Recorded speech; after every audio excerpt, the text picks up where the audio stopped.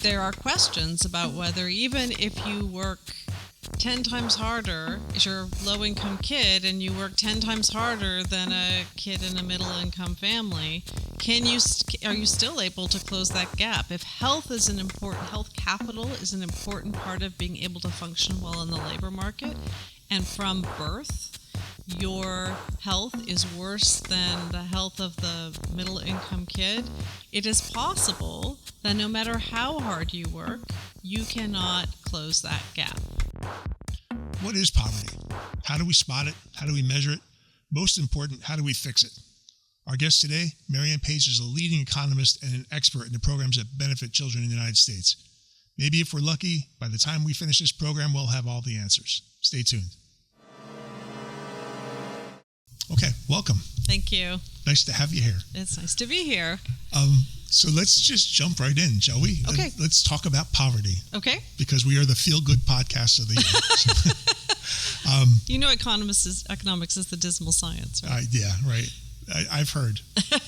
But you're also happy, though. So it's a weird disconnect for me. So about poverty, what is it? How do we measure it? How do we change those measurements over time? Yeah, so going back to the 1960s, which we think of as the Great Society era, that's when we instigated many of the programs that we associate with the war on poverty, like the food stamp program, Medicaid, and so forth. And that's also when the Civil Rights era was happening. So we sort of lump all of this together and think of it as the Great Society period. As these war on poverty programs were being initiated, the federal government wanted a way of measuring how successful they were being and thinking about who these programs should apply to. And they did not have a way of determining who was poor versus who was not poor. So they asked this woman who was working for the Social Security Administration named Molly Orshansky to come up with a measure. And that measure is still what all of our official statistics are based on today. But basically what she did is she went to the Department of Agriculture and she used statistics they had put together to figure out what it would cost for a basic food budget, sort of basic nourishment. And then she looked up how much of an individual family's budget was typically spent on food. And it turned out about a third of a family budget was spent on food. And so she multiplied her low-cost food budget based on the Department of Agriculture's estimates by 3. And there were some adjustments for family size. But other than that, that is how she decided what the poverty threshold would be. And then any family whose income fell below that poverty threshold was designated as being poor. And that is basically what we have used as the official measure since the early 1960s. And still what we use today. It's indexed for inflation. Or cost of living, essentially, a little bit of a change every year. I think the other thing that's important to know about the official poverty measure is that it is based on pre-tax, pre-transfer income, and it does not adjust for differences in cost of living in different parts of the country. So everyone in the U.S. is held to sort of the same threshold in determining who is poor versus who is not poor. And so, for example, in California, and I'll come back to this again in a few minutes, in California, California ranks it's about right in the middle in terms of the poverty rate across all states. But that is before adjusting for cost of living. And in the last, I think it was around 2011, we started to realize that there were some problems with this official measure. It's still what we use to determine whether you qualify for something like food stamps or Medicaid. It is still very useful because it's the same measure over time, so you can really look at trends over time. But the problem is that it doesn't account for basic expenditures, medical expenditures that could be very costly to families, child care expenditures. It doesn't account for taxes that families pay, nor does it account for basic transfers that we might get from the government through things like the Temporary Assistance to Needy Families program, the food stamp now called SNAP program, nutrition assistance, housing subsidies. It doesn't account for that kind of money coming in, which can really change how well off a family is doing, nor does it account for taxes they're paying. So these are sort of a variety of problems that have been recognized as part of the official measure. And around 2011, the Census Bureau began to also construct another measure we call the supplemental measure of poverty. And the supplemental measure is probably actually more informative of families' actual well-being than the official measure, because this is a post-tax, post-transfer measure that does adjust for differences in cost of living across different regions of the country. And so actually, interestingly, if you use the supplemental measure, California ends up ranking as one of the highest poverty states in the country. So you can see that adjusting for cost of living is really important. Thank you for that. I had most of that is brand new information to me. Do they actually, I'm sorry, her name was Molly Orshansky. Do they call it like the Roshansky method or something like that? Is there like no? But I will say all poverty scholars know her name. It's sort of funny. She's this government bureaucrat. Probably had no idea this was probably her task for a couple of months, right? And probably had no idea she would go down in fame as the person who came up with the poverty measure. It was kind of I don't want to say it was slapped together. I think she researched it really carefully, but it was sort of a spur of the moment. We need to get a measure. We need to come up with something sensible. We'll just use this, right? And here it is today. It seems really thoughtful for something that happened in the 60s that has managed to stand the test of time. Anything that has that kind of a lifespan, I think we should name it after her. So, whether she'd be open to it or not, if she's still with us, I don't know. No, she has actually, she died maybe 5 years ago. Oh, yeah. Okay. I hope she had a long, full life free from poverty. Well, she got an obituary in the New York Times, so there you go. Nice. That's one more than I'm going to have. So far. So poverty's been with us obviously since before World War II, right? I mean, we have a history of. I grew up watching cartoons with hobos and stuff like that, So I know that we've, you go back to biblical times, the poor you shall always have with you or whatever. Not anything new. We just decided to measure it starting post-World War II. And in the process of doing that, have we really kind of identified a lot of the factors, like what's driven poorness, what's driven poverty? I would say the reason we maybe haven't made more inroads than we like to think we could is because it is incredibly complex. That is why it is not only economists who need to be studying poverty, but we need the input of social scientists of all types, psychologists, sociologists. We need experts on health. We need experts on education.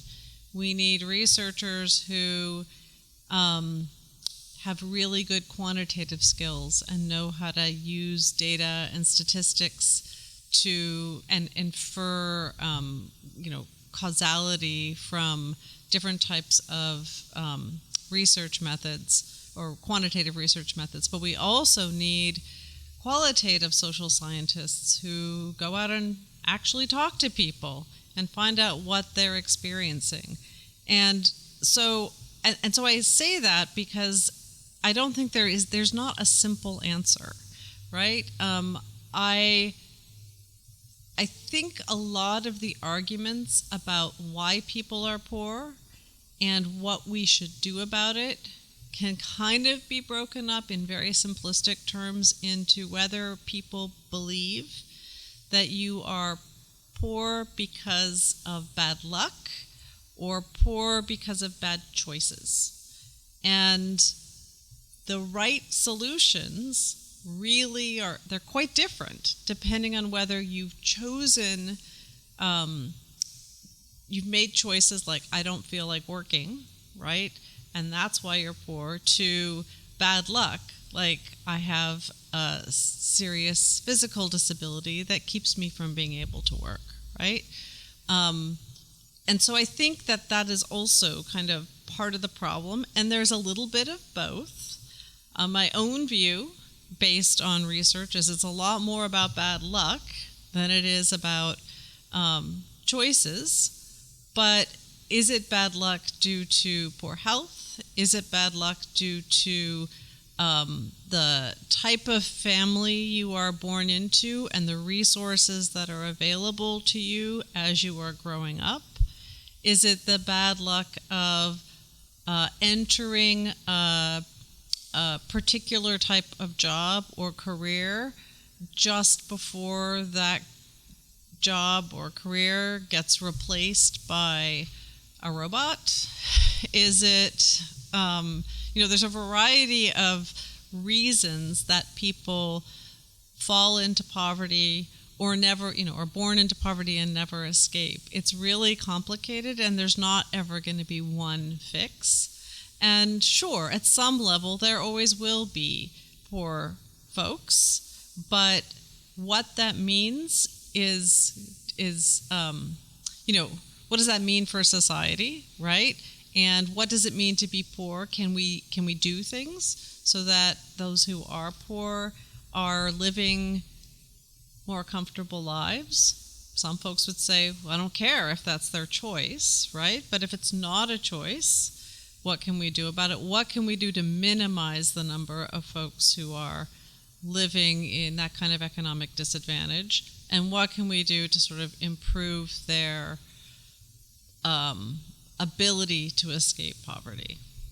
So, and there's this phenomenon, intergenerational transmission of poverty, right? Which is like you're basically born into a poor family. That is almost kind of sealing your fate statistically. Is that a thing? Yes, for sure. Maybe not. I think saying it's sealing your fate is a little too strong. But the probability of growing up to be a low-income adult is much, much, much higher if you grow up in a low-income family than if you grow up in a high-income family. I want to say 5 times. That might not be the right number, but there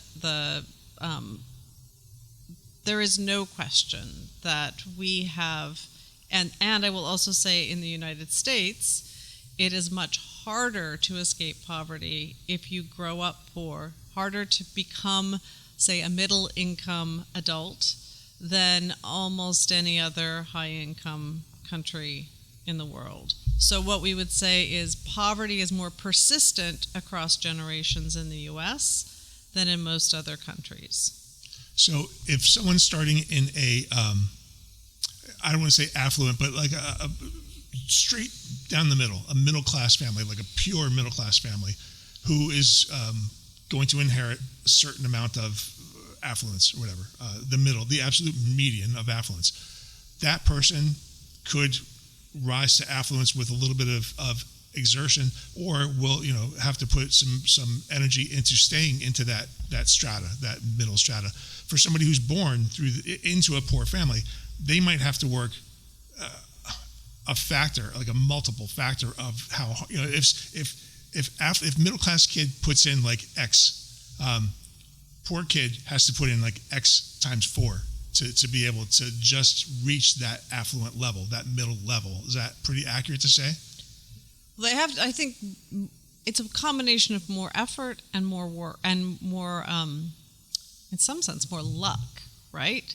So, for example, children born into middle-income families are generally healthier at birth than children who are born into low-income families, right? So this is sort of on average. So there are questions about whether even if you work 10 times harder, if you're a low-income kid and you work 10 times harder than a kid in a middle-income family, Are you still able to close that gap? If health capital is an important part of being able to function well in the labor market, and from birth, your health is worse than the health of the middle income kid, it is possible that no matter how hard you work, you cannot close that gap.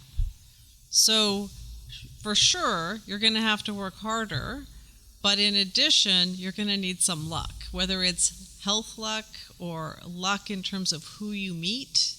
I think there's good research that suggests that one of the reasons affluent kids end up more likely to become affluent themselves is because of the networks that they are exposed to through their parents, through their schools, through their universities.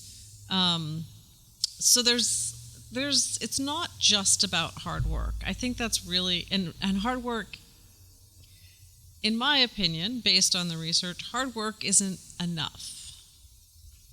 So let me just clarify something. That whole, there's like an imprint that both kids will see, like middle class and poverty level child will see. That's going to inform who they are. It's a lot less likely for a child in poverty to have that model. Even if there's not the network that would be there, they're going to see a lifestyle that they have to dream past. That dreaming in and of itself is going to take a little extra exertion of energy just to realize what's possible and then to be convinced that it is possible. That's just my thoughts, my pitiful two thoughts. But I do want to talk to you. You mentioned something about social programs that kind of came into play in the 60s, post World War II. The Great Recovery, where we actually became a superpower. I think we became the economic megalith of the universe. I guess we were co-superpowers with the USSR for a while, but our rise was meteoric and fast, and a lot of that, I think, from what I've heard, has to do with us investing in the capitalist machine that just said, transfer of money, spending money on goods and services is what powers the economic machine in capitalism. Let's make everybody do that. And so you saw a lot more distribution of wealth. You study a lot of the programs, like some of the poverty saving programs, such as SNAP. You mentioned SNAP before. Can you talk a little bit about the impact of those things, aside from just putting extra money or extra food on someone's table or in their pockets or in their table? What are the extended benefits of those things? So I think it's SNAP is a great example of a program that seems to be working on many different fronts. There are a variety of really high-quality studies showing that pregnant women or young children's access to the SNAP program has long-term positive effects on those children's adult earnings, on their probability of committing crimes, on their educational attainment, on their chances of having what we call metabolic syndrome, like health conditions associated with heart disease. And these are really, really good, impressive studies. So the long-term benefits of a program like SNAP seem to be, Medicaid is another example where there seems to be a pretty solid body of evidence now that when the Medicaid program was expanded to cover pregnant women and a larger group of children in the 1980s, that those children who received access as a result of the policy grew up to have, again, they were healthier, they had higher earnings, they had higher levels of education, and in fact, in some of my own work, I've now looked to the next generation, and they ended up giving birth to healthier babies as well. But I think it's not, my passion is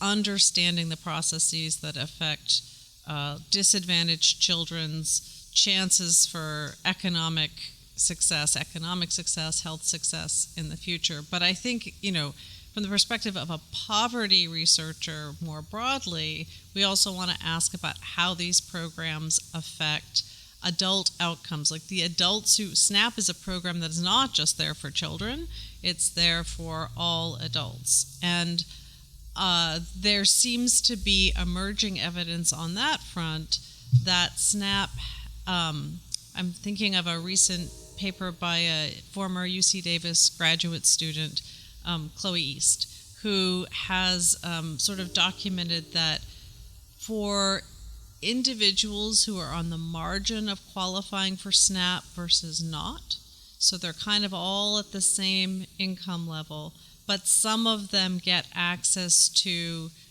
SNAP, sort of just qualify, and some of them just don't qualify, that there's sort of different kinds of adults receiving the program. So one type of adult is the type of adult who has such significant job barriers that they're not going to be able to work regardless of whether SNAP exists or not. And for those folks, SNAP is giving them a very much needed source of income and or nutritional assistance, depending on how you think about the program.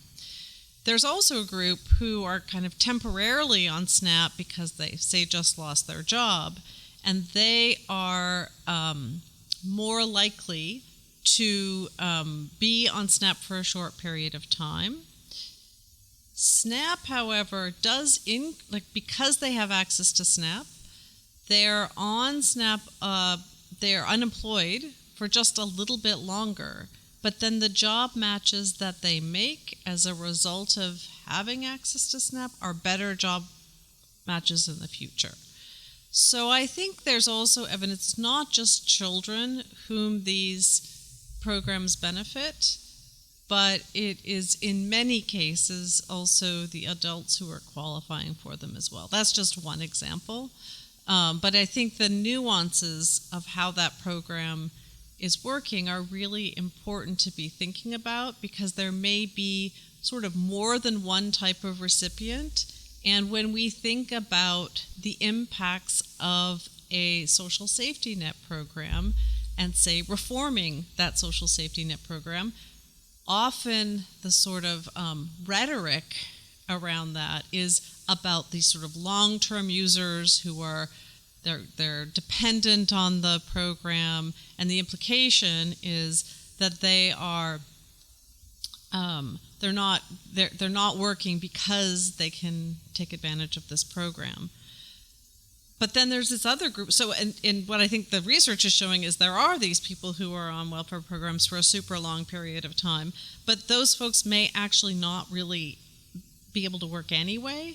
And then there's this whole other group of people who are on for a very short period of time, and it's making them better off in a different way by giving them kind of an insurance policy so that they can step into a better job in the future, and then they don't have to rely on the social safety net again, at least not for a long time. I don't know. Does that answer your question? It does. And a follow-up, so it seems to me that the benefits of a program like SNAP are a lot more holistic than most people would think. Most people think it's just, I'm going to give you money, you're going to spend it on, whatever.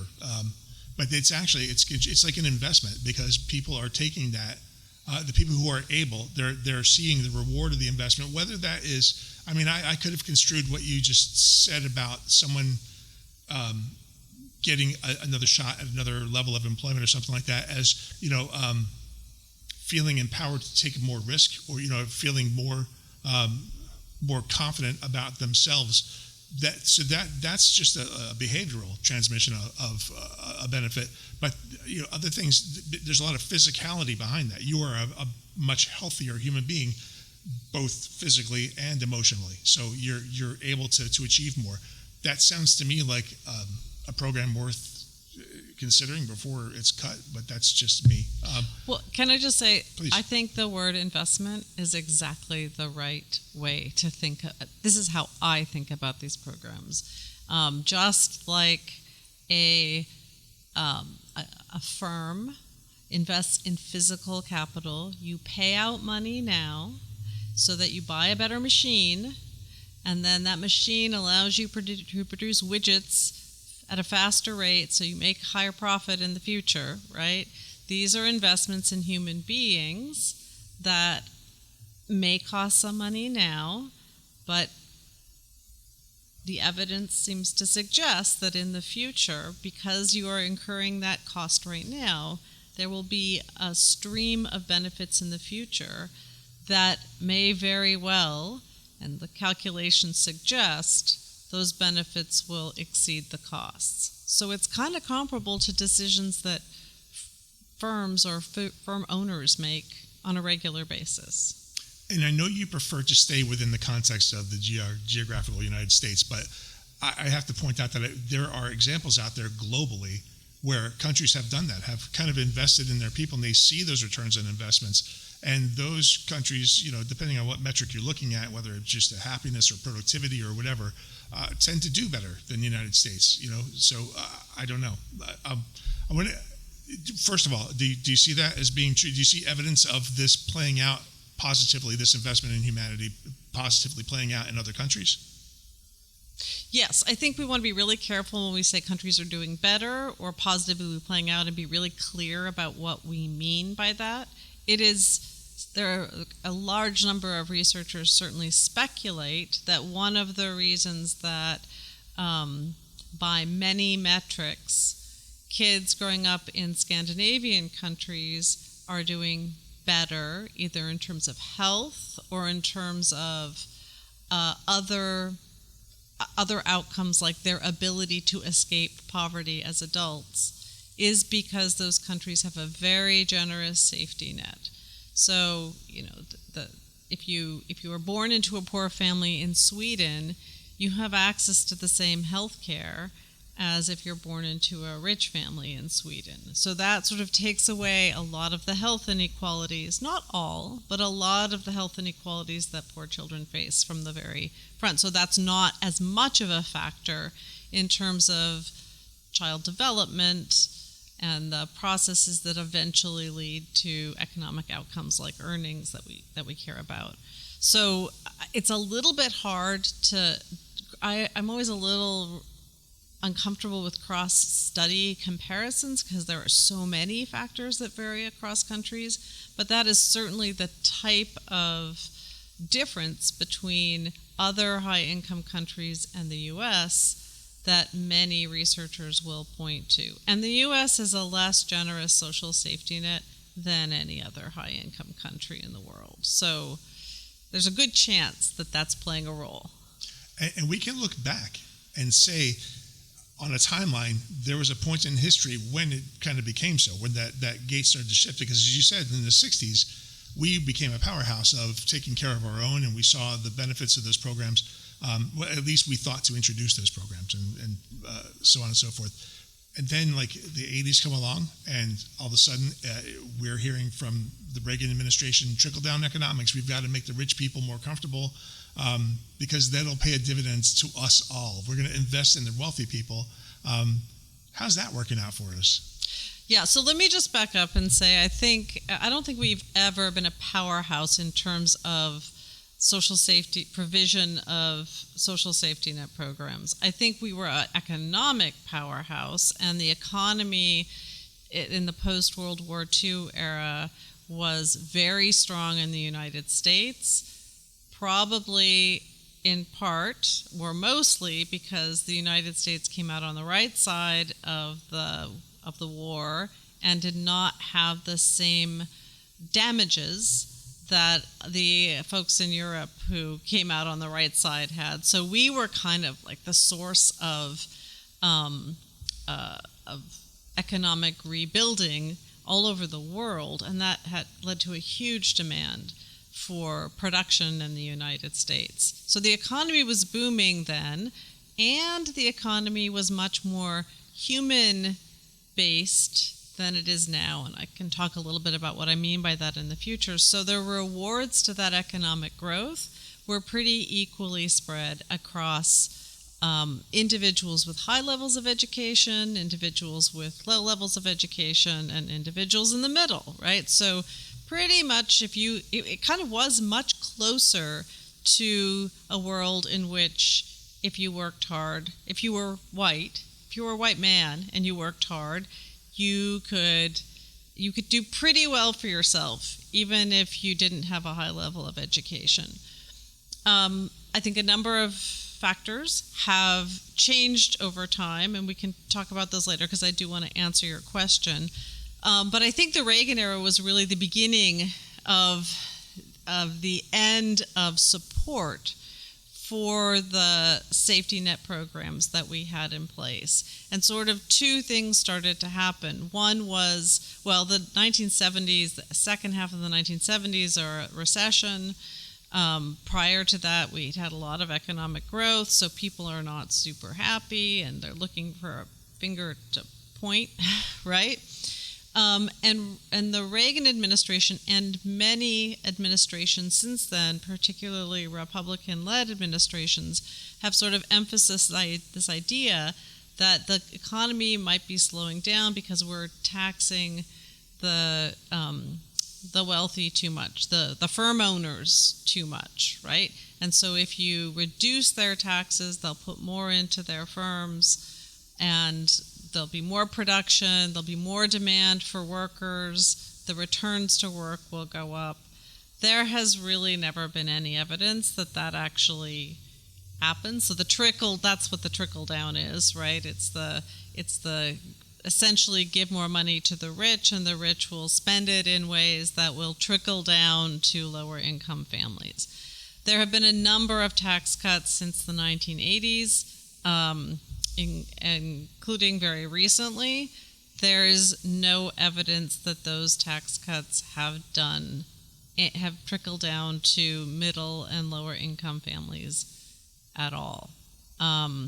So at the same time that we have been reducing taxes, that's been increasing the debt, and it means there's less money coming into the government, which means there's more pressure on government budgets, and we hear more and more about making changes to our safety net programs like SNAP and Medicaid and so forth as a way of slimming down the budget, right? And so while we are kind of giving rewards to the rich, we are also, in some sense, putting more pressure on the poor. So we are investing in a series for which we have absolutely zero evidence that it would succeed in giving tax breaks to the wealthy, and we are cutting to offset the burden of that. Excuse me. We are cutting programs for which we do have solid evidence that there is a more holistic benefit. I'm not sure that makes sense to me, but that's just me. I should say that there have been cuts. There's a lot more talk about cuts than there are actual cuts, but the pressure is definitely there. And we did have a massive welfare reform in 1996, which cut sort of basic cash assistance to low-income families with children dramatically, emphasized work, made it a temporary program instead of it used to be an entitlement. As long as you had a kid less than 18 and a low enough income, you were entitled to this. So that has been very much a dramatic decline in the safety net. In defense, I will say around the same time, we greatly expanded something we call the Earned Income Tax Credit, and that became a much more generous program. And it is, but you can only get it if you have children and if you are working. So it has a great work incentive piece in it, and it is also a program that has been shown to be have incredible positive benefits for children, for the adults who are on them. I say people like it because you can't get it unless you're working. So folks who are concerned that people are poor because they don't want to work, because they're lazy, are much more comfortable with the EITC. And for working families, it is a tremendously successful program. The problem, as I said before, is that there are a number of families where work is actually quite difficult. There are barriers to work, a family with a disability, a single mother who can't find childcare, and for those families, they get nothing. So there is also some evidence that this welfare reform that happened in 1996, around the same time that the EITC was really taking off as a much more generous program reaching a lot more families, deep poverty actually increased. The number of families who were in deep poverty actually increased during that time period. And that could very well be because there's this group of families that a program like the EITC just can't help, whereas the old cash assistance program would have been able to help those families. To your memory, has anyone ever made a compelling or otherwise argument in favor of supply side, or is there some benefit that we just haven't reaped yet? No. Okay, I'm going to take that as a no to both ends of that. There's no one's come up with a compelling reason. Well, I'm sure someone's come up with a reason, and maybe even a compelling one, but I don't know of it. It was certainly, in fairness, there's this sort of theoretical argument. So economic theory, some versions of economic theory suggest that this could work. Empirically, I don't think there's a lot of evidence for it. Okay, that makes sense. Well, I mean, your answer makes sense. The phenomenon less so. But, so can we take this established muck and infer from some of the future the current to future challenges what it might look like? Because I know there's a lot of talk now about workforce being replaced by AI. What do you think about that? I'm worried.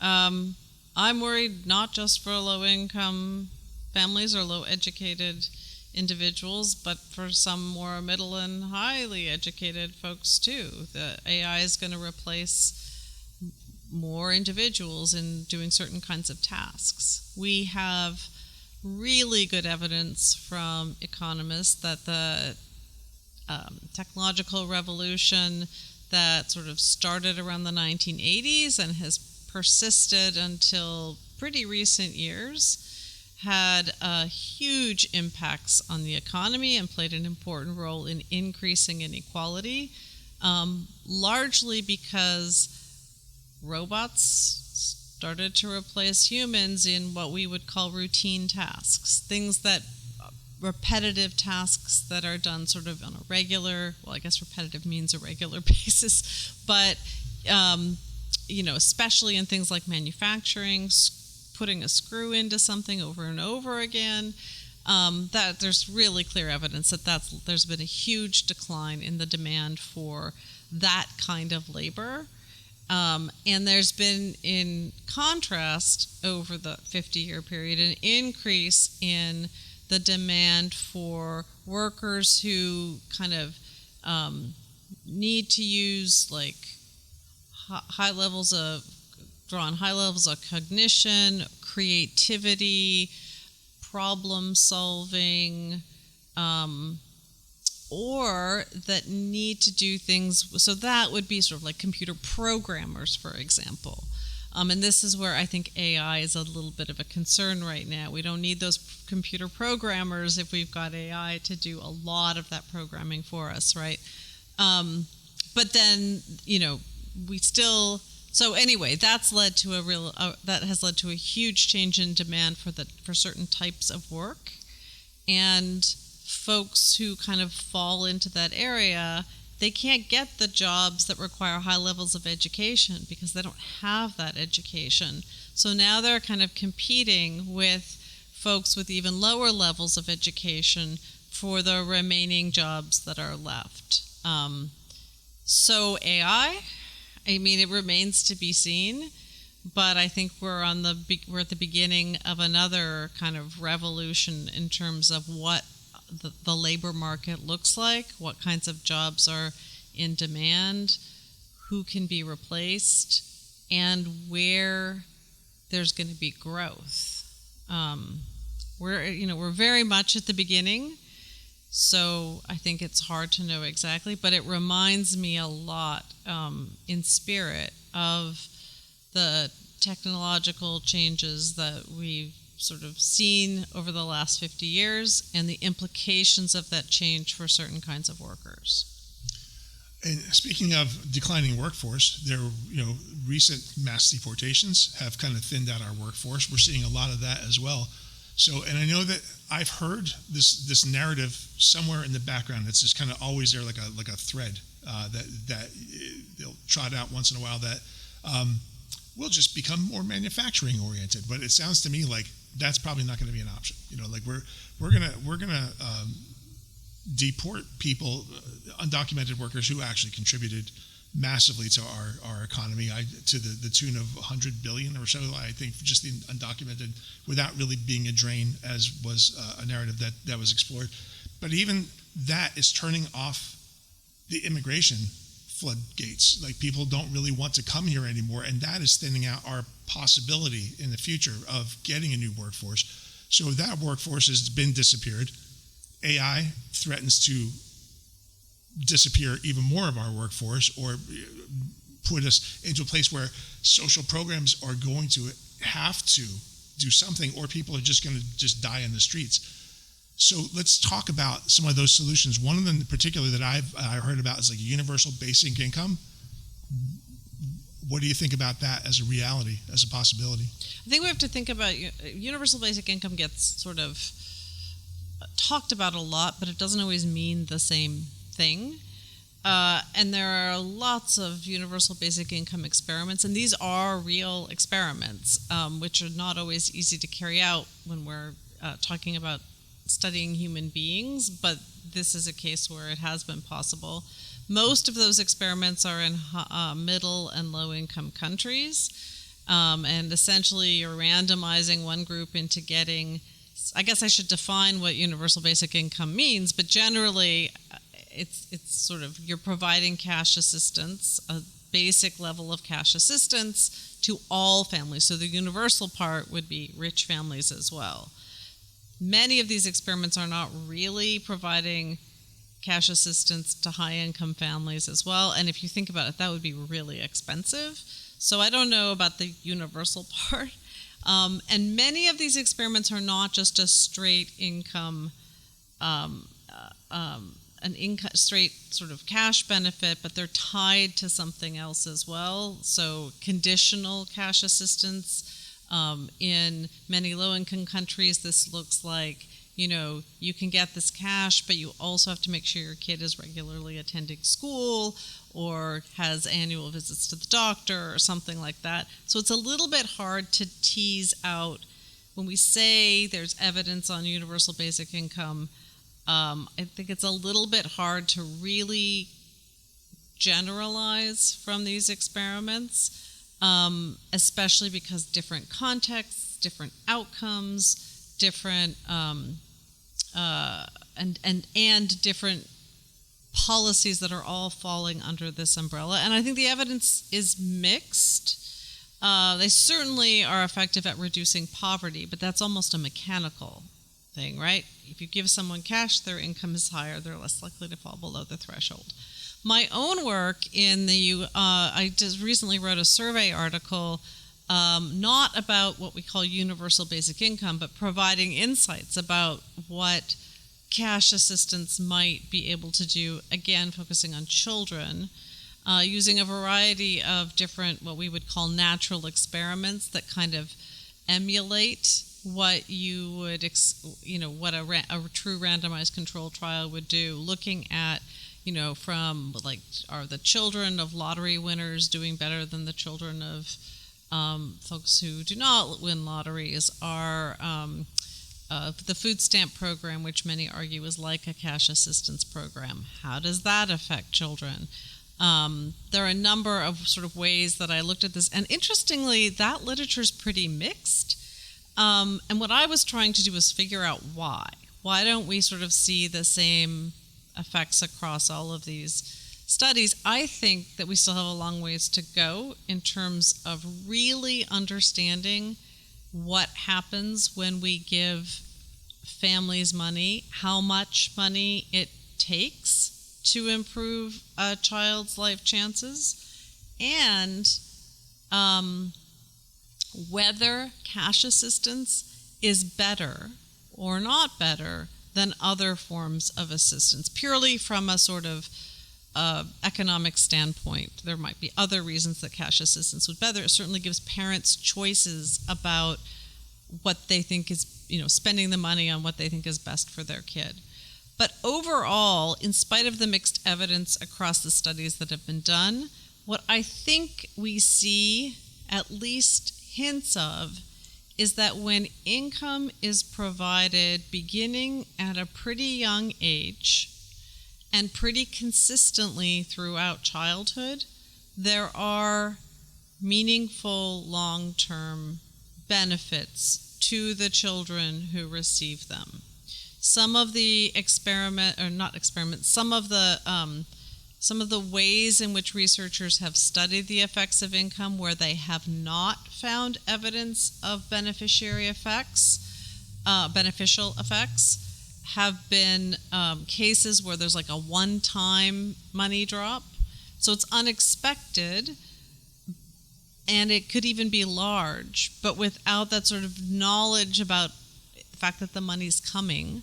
Also, often that money is coming at relatively late ages in childhood when it might be too late for parents to change the ways they're investing in their kids. Decisions about college might have already been made, for example.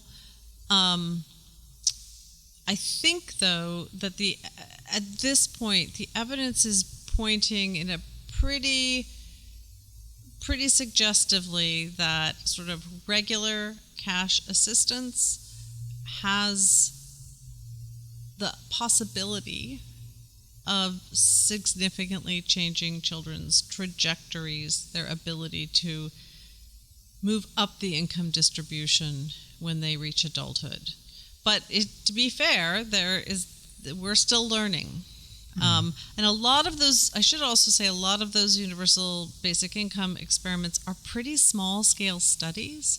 So there's really a question of what happens when you scale these up. And that's kind of where my study fit in, even though it wasn't really universal basic income. It was sort of looking at a bunch of other papers using different approaches.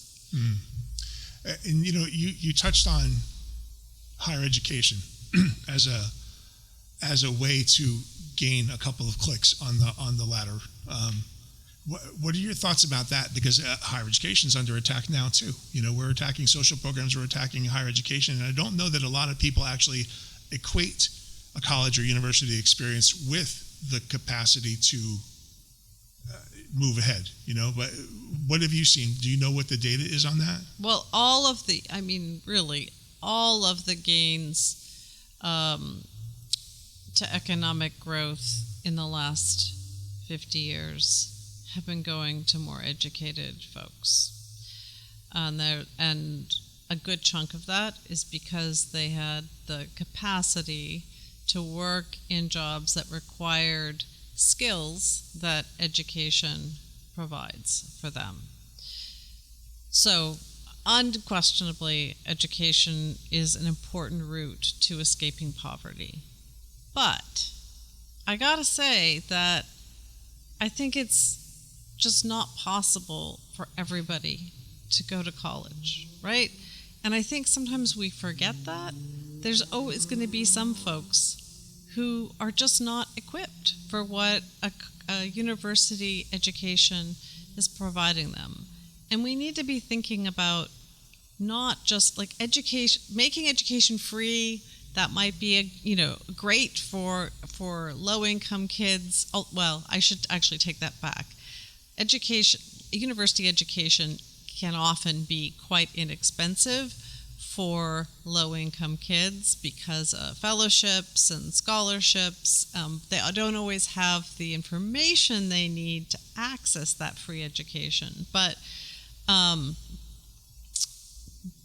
so that's not the only solution. The point I'm trying to make is that there are always going to be folks for whom going to college is not really feasible because of their capacity for learning those particular types of skills. And we need to really be thinking about, well, what are we going to do for those folks? And there's evidence from some very good job training programs. There's also some very bad job training programs, but there seems to be evidence that training programs that target the specific needs, labor needs in a particular location can be pretty effective. And you don't necessarily need a college degree. College degree and training for certain kinds of jobs are not the same. This is, again, where income assistance could be really helpful for individuals who can't, who aren't really right for going to college. So we can't just sort of, I think promoting education, making education, higher education accessible to all families is one piece, but it's not the only piece.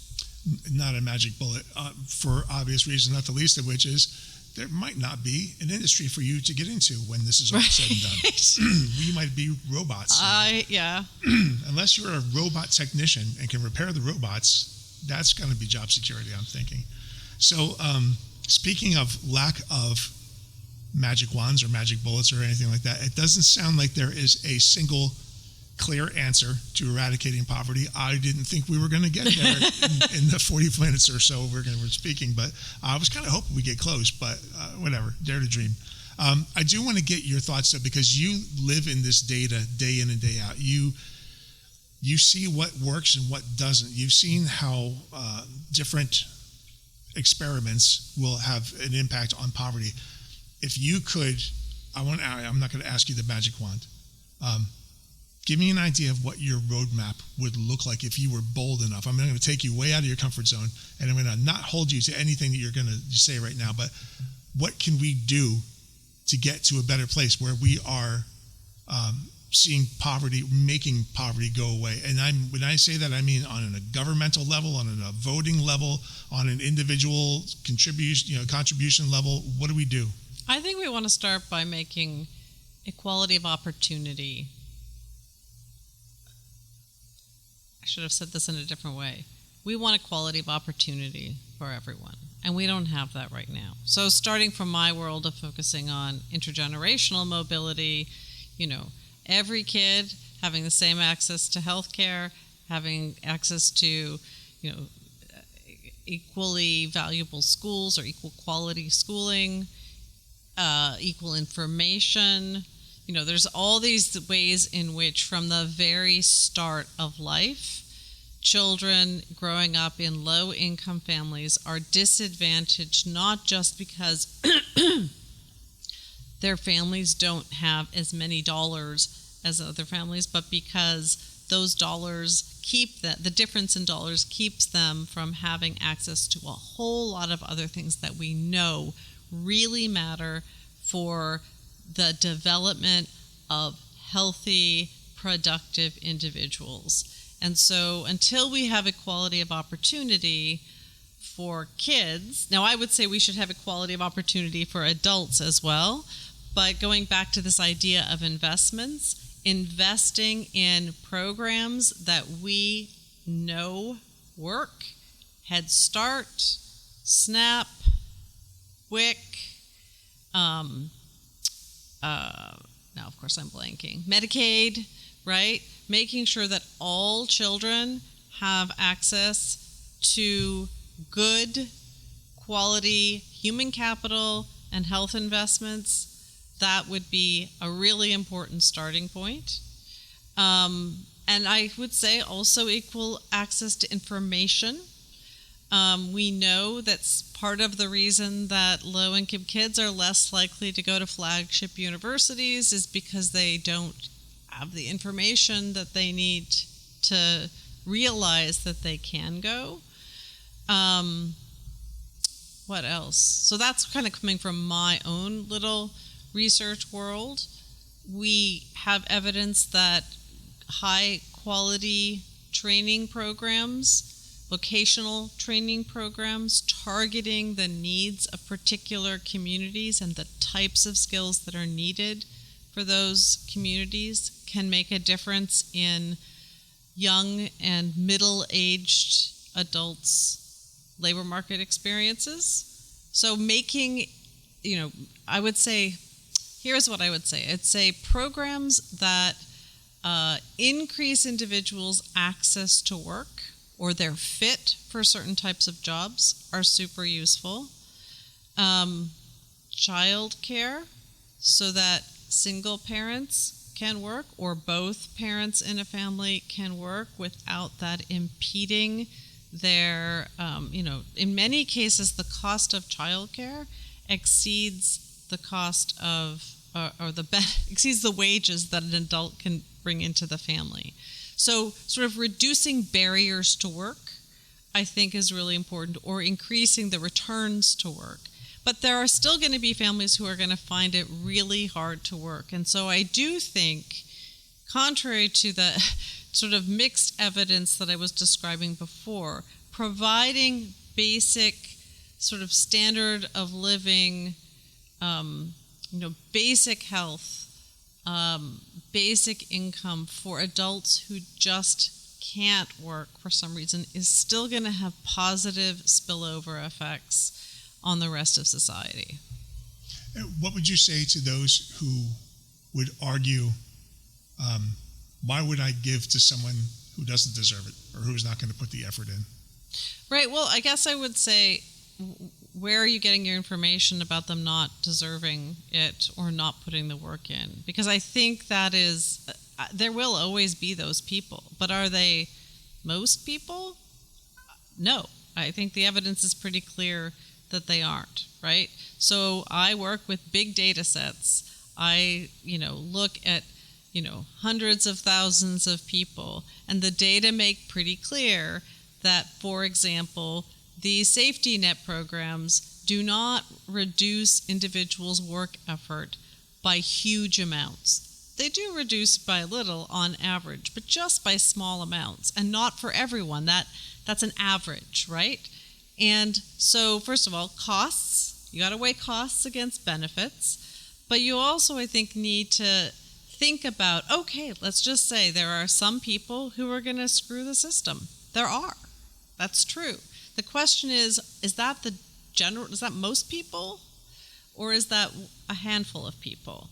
And I think the evidence suggests it's really a handful of people, and it may be pretty difficult. It seems like we put a lot of effort into trying to deal with that handful of people who might be taking advantage of a system at the expense of the vast majority of people who are actually benefiting from the programs that we have. I'm not saying the programs we have are perfect. They're definitely not perfect. And we do have this really, really messy safety net system, unlike those Scandinavian countries where it's sort of one-stop shopping.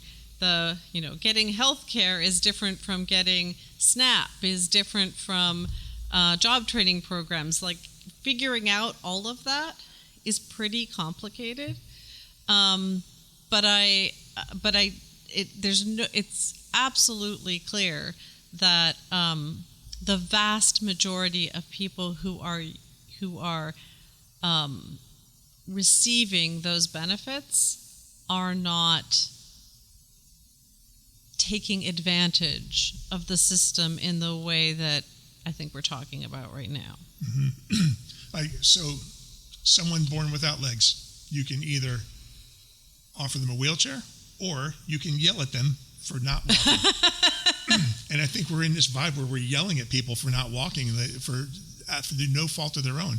And it seems mean, and it seems to go against all of the evidence that you just laid out so beautifully, that caring for people, for the basic needs of humanity, has a significant return on that investment. We should try doing more of it, because we're not helping ourselves, clearly. So. So here's just one other thing I would say is, let's suppose that every adult, every parent that's on SNAP is poor because they're super lazy. That's not their kid's fault. So are we going to punish these kids? We know that SNAP is benefiting these kids in long-run ways that will actually save us money in the future. We know that. And it's not one study, it's many studies, that high-quality studies that are showing this. So let's just suppose a whole generation of parents are abusing the system. But and they're not, but hypothetically, why would we want to punish their children for that? So that's a great question. Why, government? Why? What's on your mind? I would say this has been fun, and it has been fun, but not in a good way.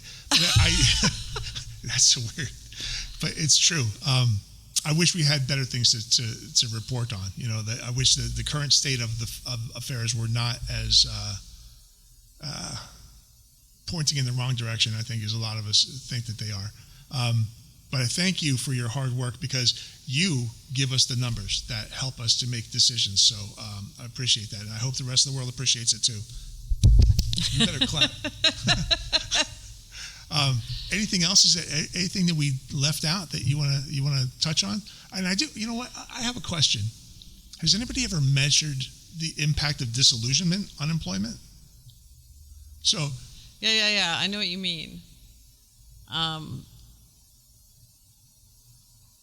I'm sure the answer is yes, but I don't know that I can pull something off the top of my head.